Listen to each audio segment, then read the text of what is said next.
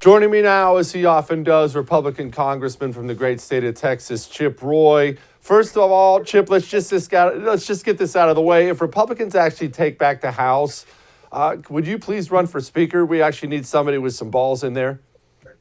Well, look, I will say this. We need a big swift kick in the pants to Republicans, and I can promise you right now, and I'm going to say it right now, the leadership right now is not doing what needs to be done in order to stand up against this crazy radical leftist agenda, and we need a change. Amen. We do. All right. I look. You can't go 5 seconds without a news scandal taking over the news cycle, and I think people are forgetting, at least, that the Democrats are trying to pass a $1-2 trillion bill that will fundamentally reshape this country, and now they're trying to do it quietly. I think. What is happening with this thing?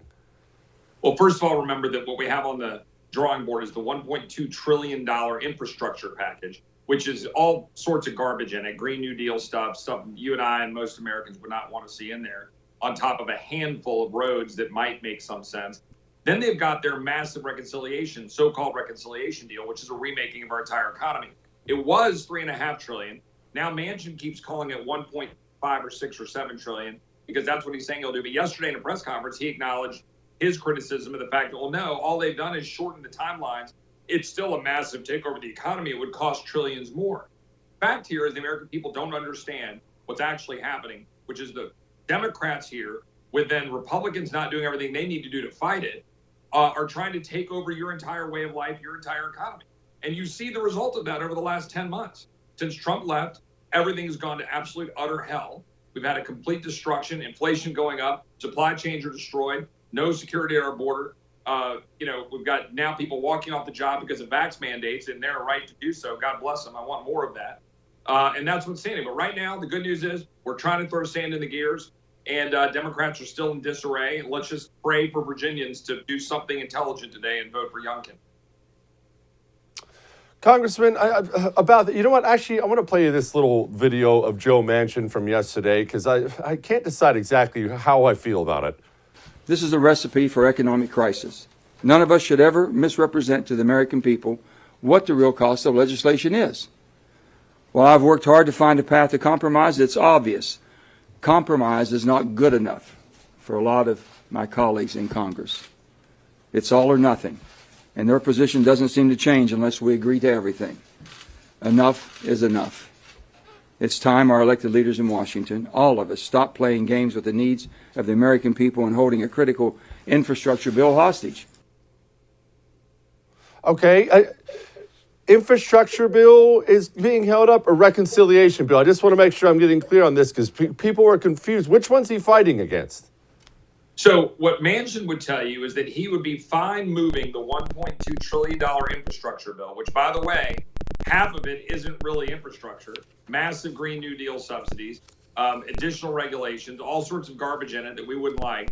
It's the least offensive bill, though, right? The reconciliation bill, which is the takeover of health care, trying to jam Medicare for all through back channels, universal family leave, all sorts of massive child tax credits, an enormous social welfare state boost.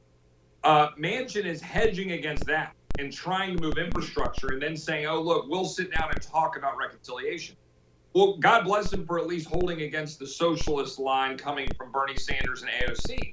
But I don't want to give him or Sinema too much credit because they're advancing garbage legislation and saying that that's the thing that we need to rally around. And then he's going to say, oh, well, it's your way or the highway stuff. My way or the highway is, do you have the constitutional authority to do this? Do we have the money to spend on this? Or should we be leaving this to Texans, to free enterprise, rather than all the garbage that they're trying to push through here in Washington? But I'll give him credit for at least trying to push back against the socialists in his party. You brought up the debt, and I'm glad you do talk about it because not very many people do, sadly. The debt situation is approaching ahead, I have to assume, right? At some point in time, we're not going to be able to cover the interest on this thing. No, that's right. I mean, at $30 trillion, right? This is an extraordinary, it's an insane number. And my real concern, Jesse, and I think you'll appreciate this, besides the fact that we're undermining the dollar, we're actually empowering China, we're weakening our economy. The bigger problem is We are borrowing and printing money to fund bureaucrats to screw you, to screw me, to screw the American people with tyranny. We're funding an education establishment that teaches our kids that America's evil. We're funding a DHS to have wide open borders.